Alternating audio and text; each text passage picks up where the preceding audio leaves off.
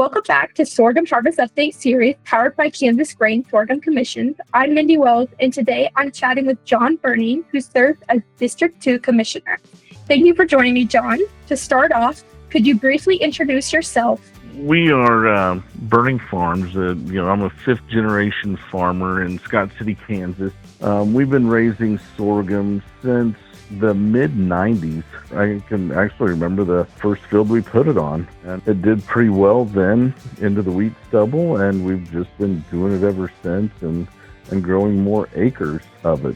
Curious to hear your take on growing conditions this year. What did things look like for you this year? How did it impact the crop this year? And did you have any challenges that really stood out? That we received just a great deal of rain, more than usual. This is the best year we've had in 10 years. And it may be one of the best years ever, especially for sorghum. Just getting started, we are about 20% done right now. And I would say our average right now is about 130, so 130 bushels an acre. We are very, very fortunate as the cool summer that we had and the showers that we got. And really, it depends on what cloud you fell under, how much rain you got directly correlates how many bushels are in the field. Yeah, so you touched on how your operation is progressing in this harvest season. Have you seen any notable differences? I know you talked about rainfall and everything like that, but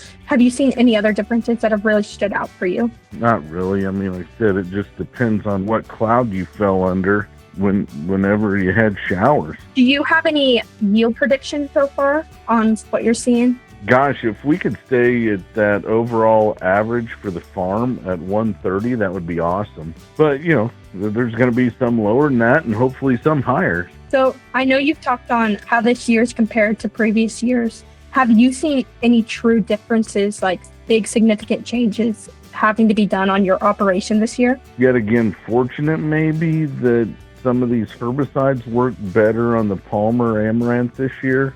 On our side, there's always things you can do better. You don't like any weeds out there. You don't like any of the Shattercane, the Johnson grasses out there. But, we're getting more tools in our toolbox for those things. It's so hard because each year is different. Next year will bring a different group of challenges altogether. You kind of do what you do and stay the course. And, the fertilizer, I think, is one big thing that, if you have it out there, you were able to utilize it this year.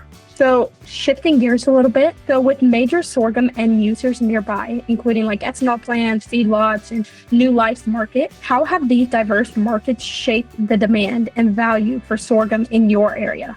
In our area with Wind River pretty close, if you can get something in there, and then maybe if you have some on-the-farm storage, you might be able to hold on to it. And maybe if China does enter the conversation, you might be able to gain some basis, later on.